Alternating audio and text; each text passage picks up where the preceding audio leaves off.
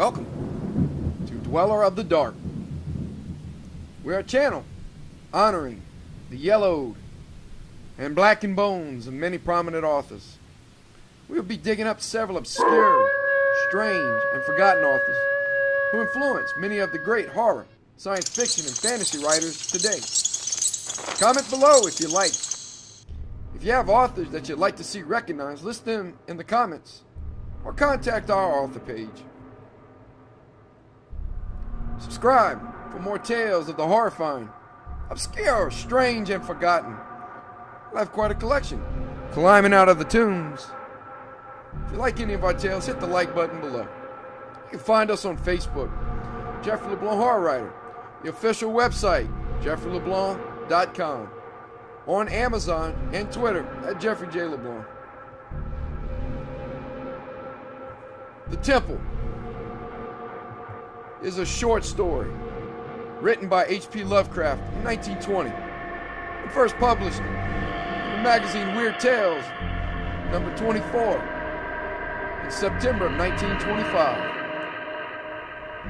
Dissociative story, in much the same vein as Arthur Machen or Algernon Blackwood, is narrated as a found manuscript penned by Karl Heinrich, Graf von Altberg-Ehrenstein, lieutenant commander in the Imperial German Navy during the days of World War I. It documents strange events the narrator encounters trapped at the bottom of the ocean. With the menace ever-palpable in a claustrophobic underwater setting, this one should stay with you a while after it's read. We truly find this one terrifying. What is the secret of the temple? Will our narrator survive to tell what he knows? The Temple by H.P. Lovecraft. Manuscript found on the coast of Yucatan.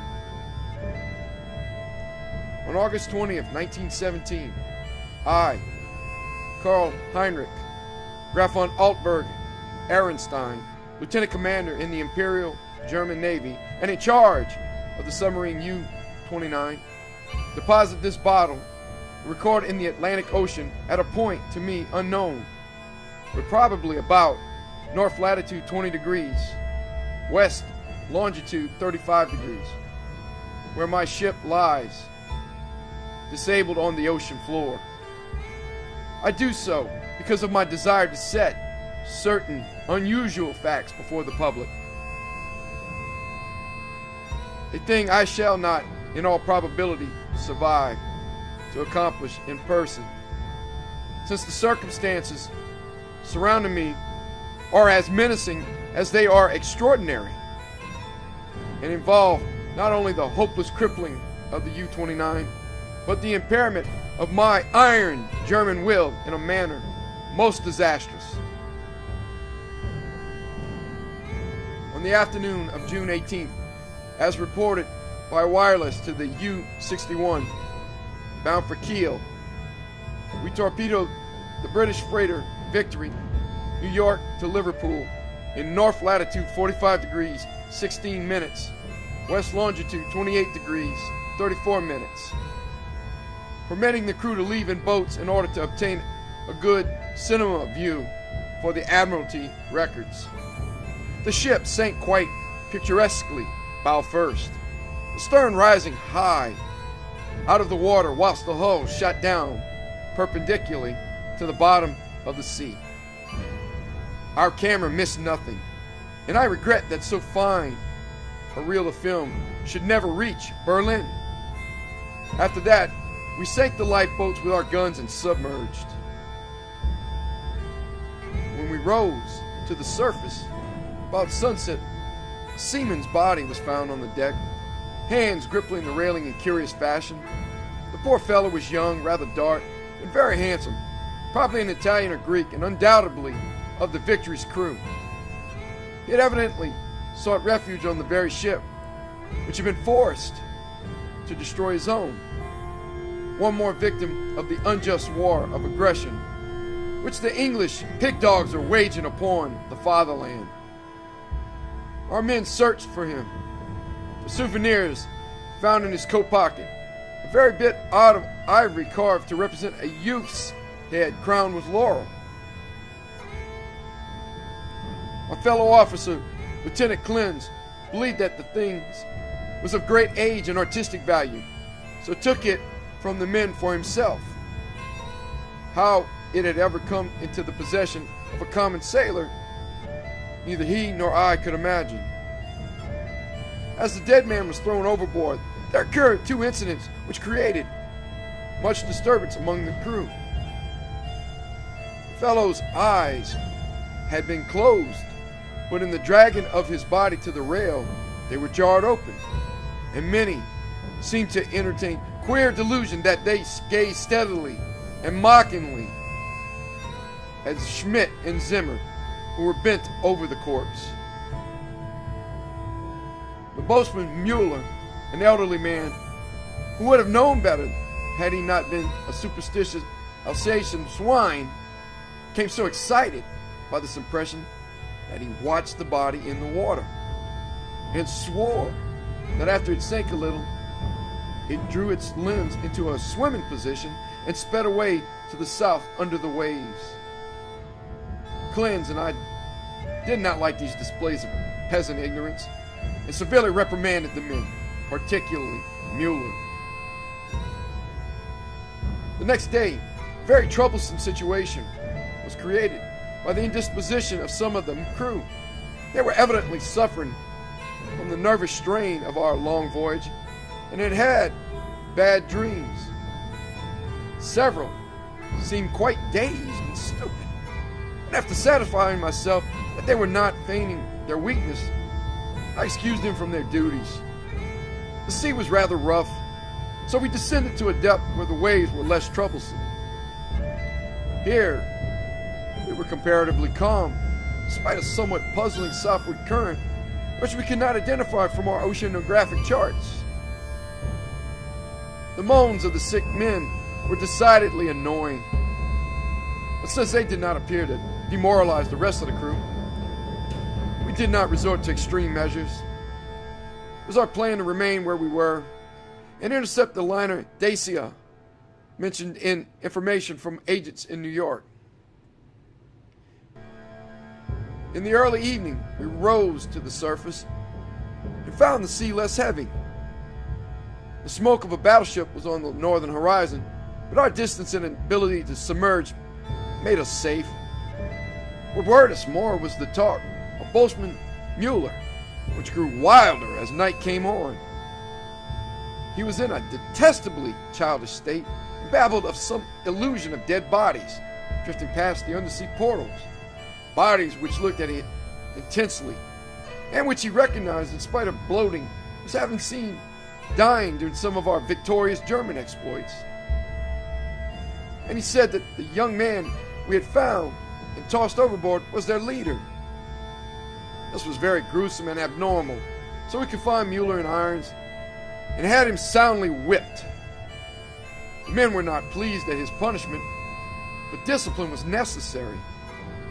We also denied the request of a delegation headed by Seaman Zimmer that the curious carved ivory head be cast into the sea.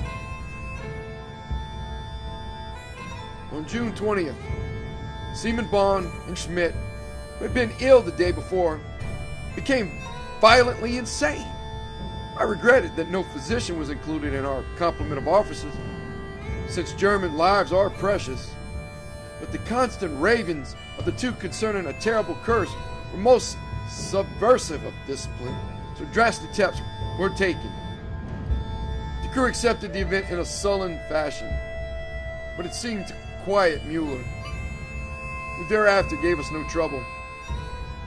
In the evening, we released him, and he went about his duties silently. In the week that followed, we were all very nervous, watching for the Dacia. The tension was aggravated by the disappearance of Mueller and Zimmer, who undoubtedly committed suicide as a result of the fears which had seemed to harass them, though they were not observed in the act of jumping overboard. I was rather glad to be rid of Mueller, for even his silence had unfavorably affected the crew. Everyone seemed inclined to be silent now, as though holding a secret fear. Many were ill, but none made a disturbance.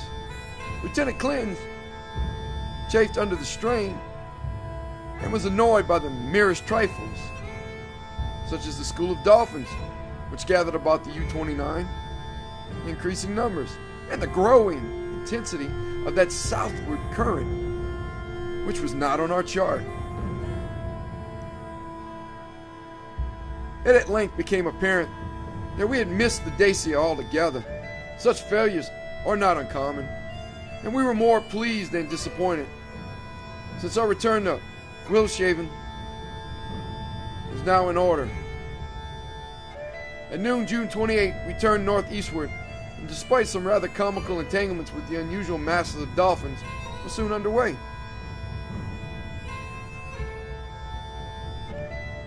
The explosion in the engine room at 2 p.m. was wholly a surprise. No defect in the machinery or carelessness in the men had been noticed, yet without warning the ship was racked from end to end with a colossal shock.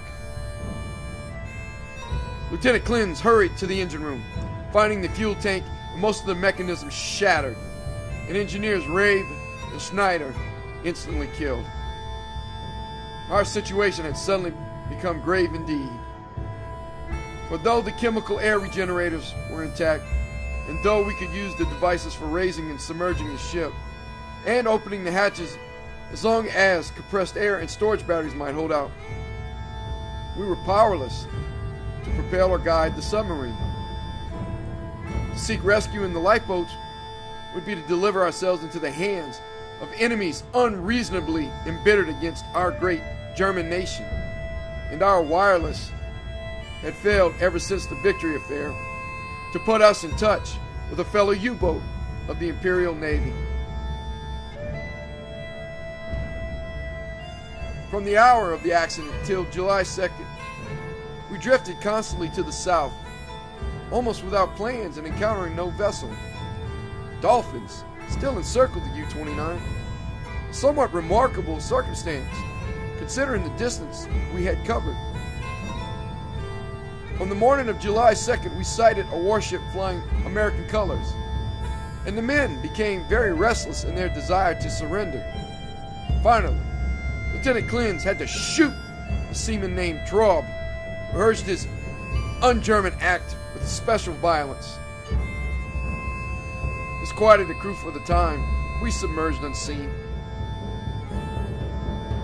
The next afternoon, a dense flock of seabirds appeared from the south, and the ocean began to heave ominously. Closing our hatches, we awaited developments until we realized that we must either submerge or be swamped in the mounting waves. Our air pressure and electricity were diminishing, and we wished to avoid all unnecessary use of our slender mechanical resources. But in this case, there was no choice. We did not descend far, and when after several hours the sea was calmer, we decided to return to surface. Here, however, a new trouble developed, for the ship failed to respond to our direction in spite of all the mechanics could do. As the men grew more frightened at this undersea imprisonment, some of them began to mutter again about Lieutenant Klinz's ivory image, but the sight of an automatic pistol calmed them. We kept the poor devils as busy as we could, tinkering at the machinery, even when we knew it was useless. Klintz and I usually slept at different times. It was during my sleep about 5 a.m., July 4th, that the general mutiny broke loose. The 6 remaining pigs of seamen, suspecting that we were lost, had suddenly burst into a mad fury at our refusal to surrender to the Yankee battleship 2 days before, and we're in a delirium of cursing and destruction.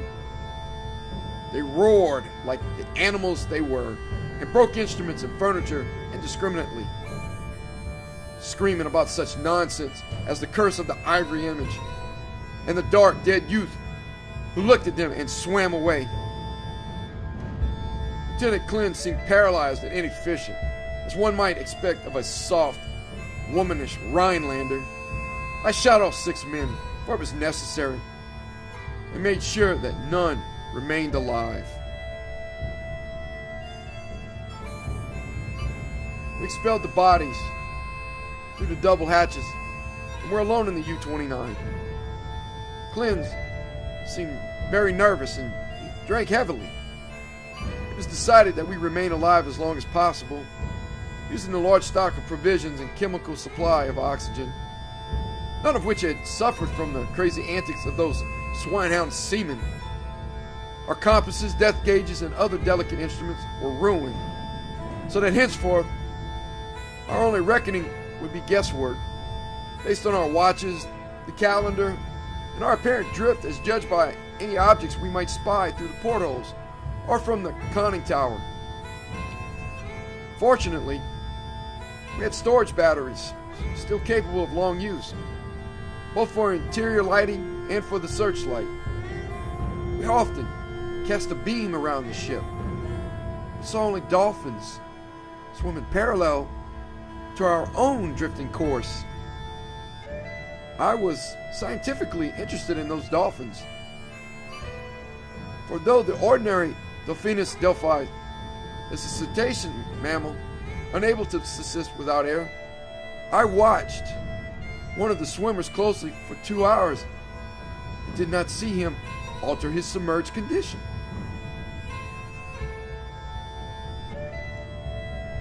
With the passage of time, Klin and I decided that we were still drifting south, meanwhile sinking deeper and deeper.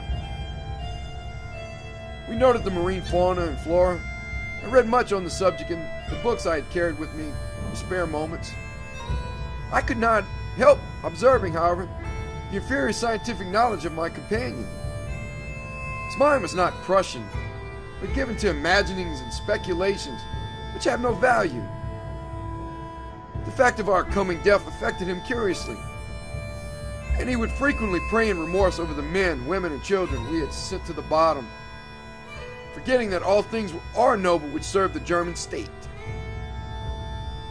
After a time, he became noticeably unbalanced, gazing for hours at his ivory image and weaving fanciful stories of the lost and forgotten things under the sea.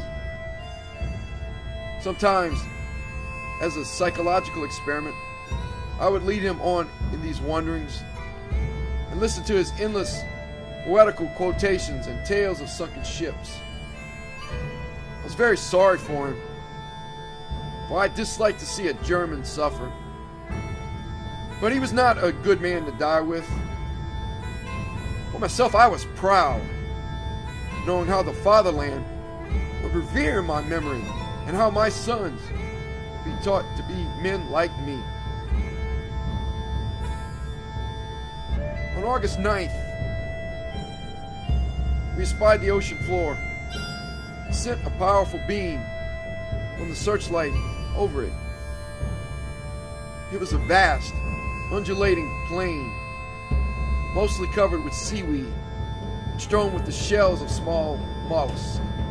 Here and there were slimy objects of puzzling contour, draped with weeds and encrusted with barnacles, which Klin declared must be ancient ships lying in their graves. He was puzzled by one thing: a peak of solid matter protruding above the ocean bed, nearly 4 feet at its apex, about 2 feet thick, with flat sides and smooth upper surfaces, which met at a very obtuse angle. I called the peak a bit of outcropping rock, but Klin thought he saw carvings on it. After a while, he began to shudder and turned away from the scene as if frightened, yet could give no explanation save that he was overcome with the vastness, darkness, remoteness, antiquity, and mystery of the oceanic abysses. His mind was tired, but I am always a German and was quick to notice two things: that the U-29 was standing the deep sea pressure splendidly, and that the peculiar dolphins were still about us, even at a depth where the existence of high organisms is considered impossible by most naturalists.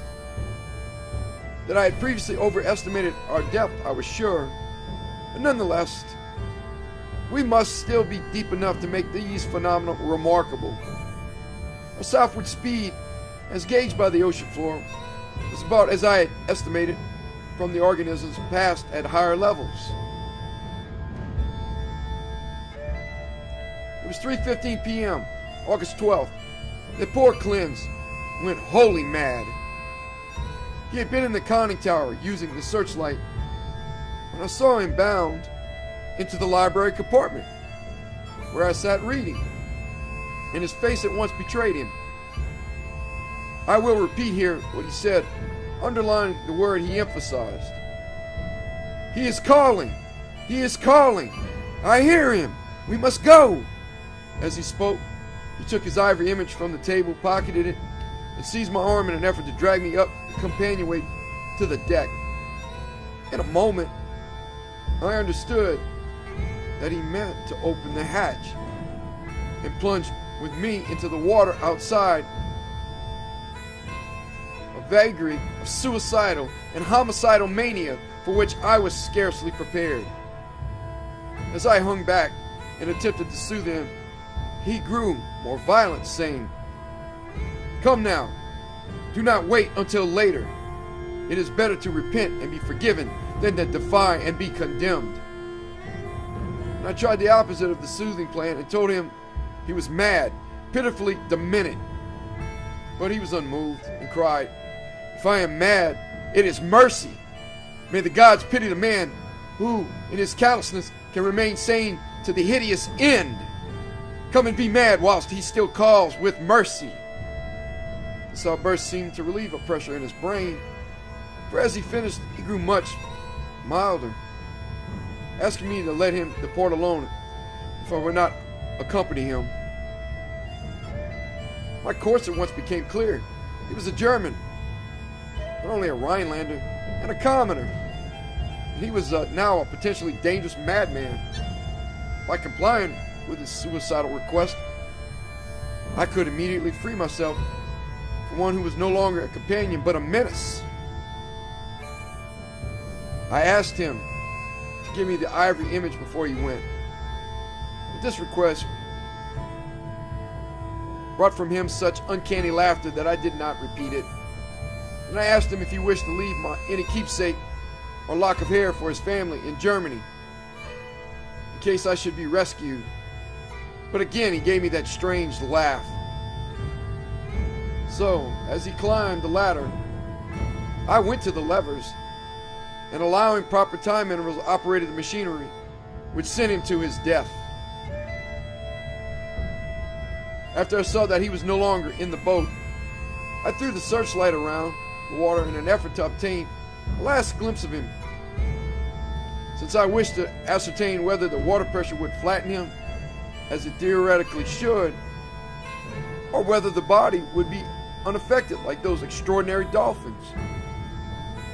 I did not, however, succeed in finding my late companion, for the dolphins were massed thickly and obscuringly about the conning tower. That evening I regretted that I had not taken the ivory image surreptitiously from poor Cleanse's pocket as he left, for the memory of it fascinated me. I could not forget the youthful, beautiful head with its leafy crown. I am not by nature an artist. I was also sorry that I had no one with whom to converse. Cleanse, though not my mental equal, was much better than no one. I did not sleep well that night, and wondered exactly when the end would come. Surely, I had little enough chance of rescue. The next day I ascended to the conning tower and commenced the customary searchlight explorations. Northward, the view was much the same as it had been all the 4 days since we had sighted the bottom, but I perceived that the drifting of the U-29 was less rapid. As I swung the beam around to the south, I noticed that the ocean floor ahead fell away in a marked declivity and bore, curiously, regular blocks of stone in certain places, disposed as if in accordance with definite patterns. The boat did not at once descend to match the greater ocean depth, so I was soon forced to adjust the searchlight to cast a sharply downward beam. Owing to the abruptness of the change, a wire was disconnected, which necessitated a delay of many minutes for repairs. But at length the light streamed on again, flooding the marine valley below me.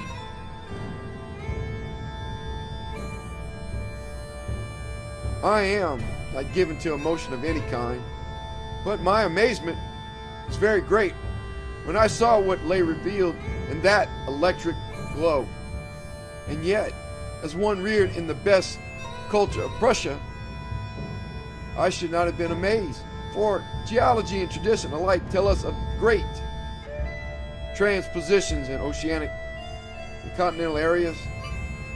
What I saw was an extended and elaborate array of ruined edifices, all of magnificent, though unclassified architecture, and in various stages of preservation.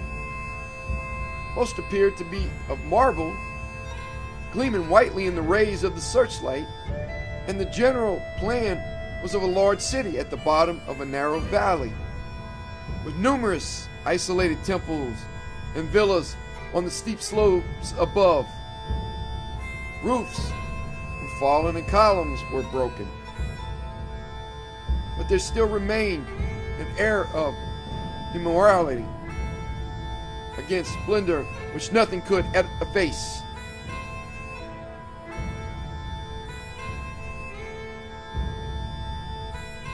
Confronted at last with the Atlantis I had formerly deemed largely a myth, I was the most eager of explorers. At the bottom of that valley a river once had flowed, for as I examined the scene more closely, I beheld the remains of stone and marble bridges and sea walls and terraces and embankments, once verdant and beautiful. In my enthusiasm, I became nearly as idiotic and sentimental as poor Cleanse, and was very tardy in noticing that the southward current had ceased at last, allowing the U-29 to settle slowly down upon the sunken city as an aeroplane settles upon a town of the upper earth. I was slow, too, in realizing that the school of unusual dolphins had vanished.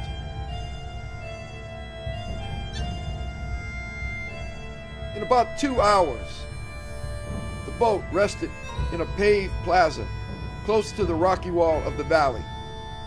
On one side, I could see the view of the entire city as it sloped from the plaza down to the old riverbank. On the other side, in startling proximity, I was confronted by the richly ornate and perfectly preserved facade of a great building, evidently a temple, hollowed from the solid rock. Of the original workmanship of this titanic thing, I can only make conjectures. The facade of immense magnitude apparently covers a continuous hollow recess, for its windows are many and widely distributed. In the center yawns a great open door, reached by an impressive flight of steps and surrounded by exquisite carvings, like the figures of bacchanals in relief. Foremost of all are the great columns and friezes, both decorated with sculptures of inexpressible beauty, obviously portraying idealized pastoral scenes and processions of priests and priestesses bearing strange ceremonial devices in adoration of a radiant god. The art is of the most phenomenal perfection, largely Hellenic in idea, yet strangely individual. It imparts an impression of terrible antiquity, as though it were the modus rather than the immediate ancestor of Greek art. Nor can I doubt that every detail of this massive product was fashioned from the virgin hillside rock of our planet. It is palpably a part of the valley wall, though how the vast interior was ever excavated I cannot imagine. Perhaps a cavern or series of caverns furnished the nucleus. Neither age nor submersion had corroded the pristine grandeur of this awful fane. For fane indeed it must be, and today, after thousands of years, it rests untarnished and inviolate in the endless night and silence of an ocean chasm. I cannot reckon the number of hours I spent in gazing at the sunken city with its buildings, arches, statues, and bridges, and the colossal temple with its beauty and mystery. Though I knew that death was near, my curiosity was consuming, and I threw the searchlight's beam about in eager quest. The shaft of light permeated me to learn many details, but refused to show anything within the gaping door of the rock-thrown temple. And after a time, I turned off the current, conscious of the need of conserving power. The rays were now perceptibly dimmer than they had been during the weeks of drifting, and as if sharpened by the coming deprivation of light, my desire to explore the watery secrets grew. I, a German, should be the first to tread those eon-forgotten ways.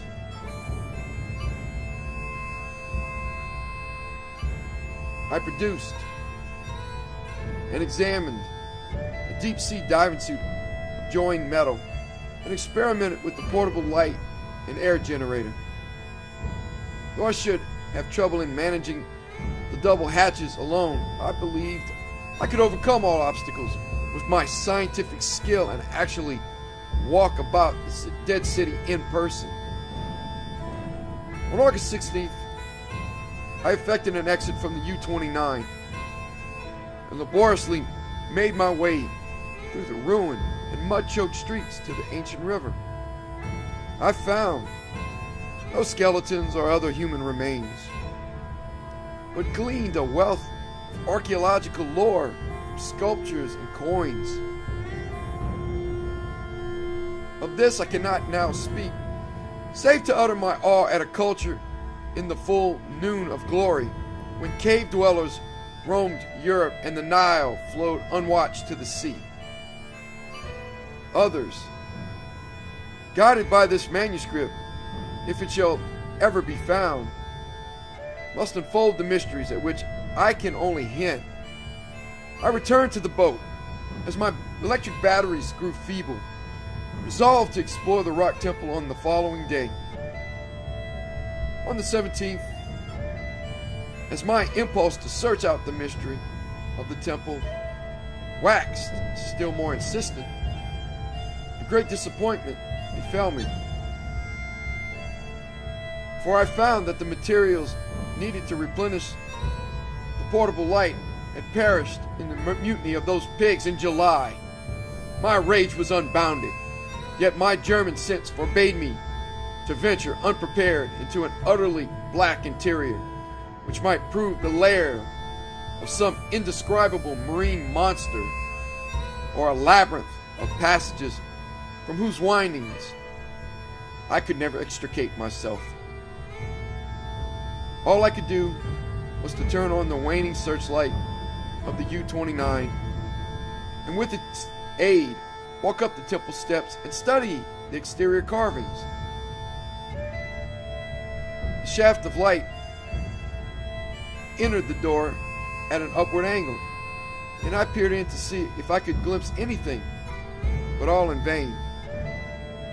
Not even the roof was visible, and though I took a step or two inside after testing the floor with a staff, I dared not go farther. Moreover, for the first time in my life, I experienced the emotion of dread. I began to realize how some of poor Klein's moods had arisen. For as the temple drew me more and more, I feared its aqueous abysses with a blind and mounting terror. Returning to the submarine, I turned off the lights and sat thinking in the dark. Electricity must now be saved for emergencies. Saturday the 18th, I spent in total darkness, tormented by thoughts and memories that threatened to overcome my German will. Klein's had gone mad and perished before reaching this sinister remnant of a past unwholesomely remote, and had advised me to go with him. Was indeed fate preserving my reason only to draw me irresistibly to an end more horrible and unthinkable than any man has dreamed of? Clearly, my nerves were sorely taxed, and I must cast off these impressions of weaker men. I could not sleep Saturday night, and turned on the lights regardless of the future. It was annoying that the electricity should not last out the air and provisions. I revived my thoughts of euthanasia and examined my automatic pistol. Toward morning, I must have dropped asleep with the lights on, for I awoke in darkness yesterday afternoon to find the batteries dead. I struck several matches in succession and desperately regretted the improvidence which had caused us long ago to use up the few candles we carried. After the fading of the last match I dared to waste, I sat very quietly without a light. As I considered the inevitable end, my mind ran over preceding events and developed a hitherto dormant impression which would have caused a weaker and more superstitious man to shudder. The head of the radiant god in the sculptures on the rock temple is the same as that carven bit of ivory which the dead sailor brought from the sea and which poor Klein's carried back into the sea. I was a little dazed by this coincidence, but did not become terrified. It is only the inferior thinker who hastens to explain the singular and the complex by the primitive shortcut of supernaturalism. The coincidence was strange, but I was too sound a reasoner to connect circumstances which admit of no logical connection, or to associate in any uncanny fashion the disastrous events which had led from the Victory affair to my present plight. Feeling the need of more rest, I took a sedative and secured some more sleep. My nervous condition was reflected in my dreams, for I seemed to hear the cries of drowning persons and to see dead faces pressing against the portholes of the boat. And among the dead faces was the living, mocking face of the youth with the ivory image.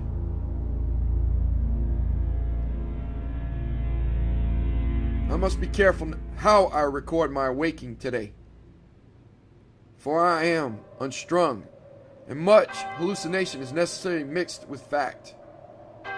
Psychologically, my case is most interesting, and I regret that it cannot be observed scientifically by a competent German authority. Upon opening my eyes, my first sensation was an overmastering desire to visit the rock temple.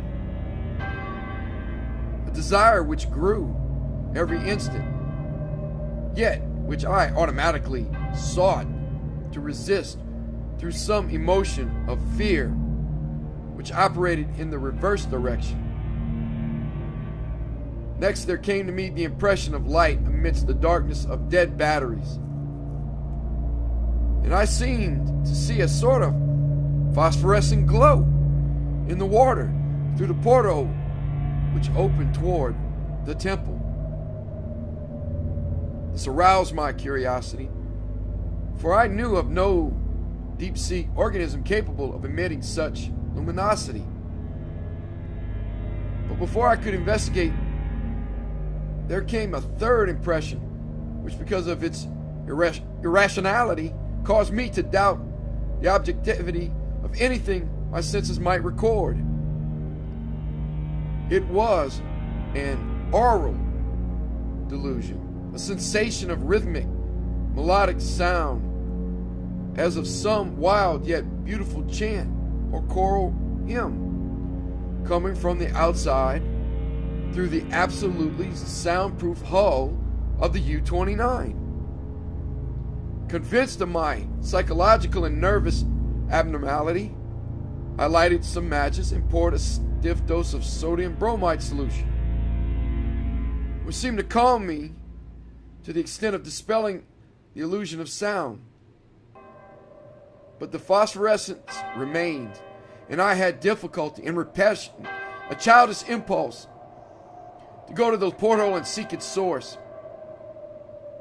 It was horribly realistic, and I could soon distinguish by its aid the familiar objects around me, as well as the empty sodium bromide glass, of which I had had no former visual impression in its present location.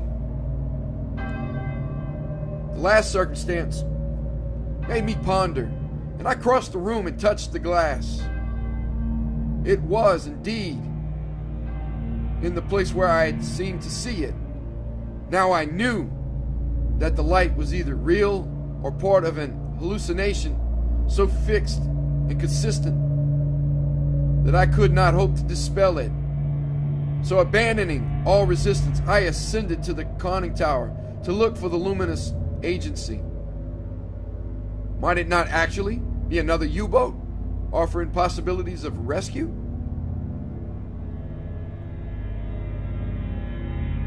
It is well that the reader accept nothing which follows as objective truth. For since the events transcend natural law, they are necessarily the subjective and unreal creations of my overtaxed mind. When I attained the conning tower, I found the sea in general far less luminous than I had expected. There was no animal or vegetable phosphorescence about, and the city that sloped down to the river was invisible in blackness.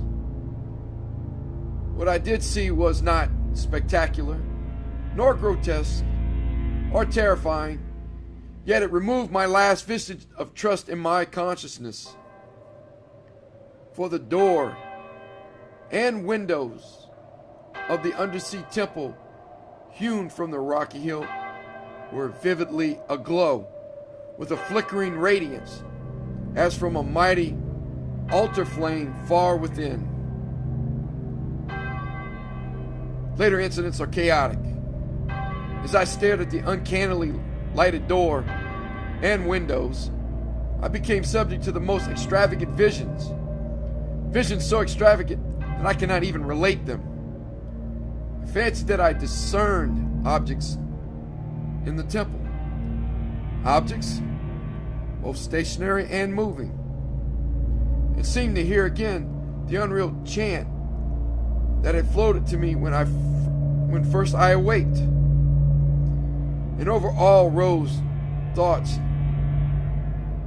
and fears which centered in the youth from the sea and the ivory image whose carving was duplicated on the frieze and columns of the temple before me. I thought of poor Cleanse and wondered where his body rested with the image he had carried back into the sea. He had warned me of something, and I had not heeded. But he was a soft-headed Rhinelander who went mad at troubles a Prussian could bear with ease. The rest is very simple. My impulse to visit and enter the temple has now become an inexplicable and imperious command which ultimately cannot be denied. My own German will no longer controls my acts, and volition is henceforward possible only in minor matters. Such madness it was which drove Klins to his death, bareheaded and unprotected in the ocean. But I am a Prussian and a man of sense, and will use to the last what little will I have. When first I saw that I must go, I prepared my diving suit, helmet, and air regenerator, instant donning, and immediately commenced to write this hurried chronicle in the hope that it may someday reach the world. I shall seal the manuscript in a bottle and entrust it to the sea as I leave the U-29 forever.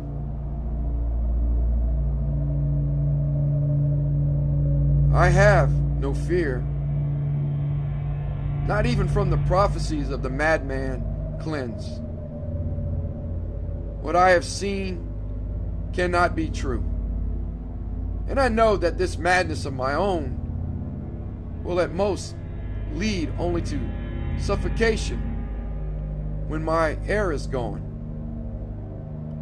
The light in the temple is a sheer delusion, and I shall die calmly, like a German, in the black and forgotten depths. This demoniac laughter, which I hear as I write, comes only from my own weakening brain. So, I will carefully don my diving suit and walk boldly up the steps into that primal shrine. That silent secret of unfathomed waters and uncounted years.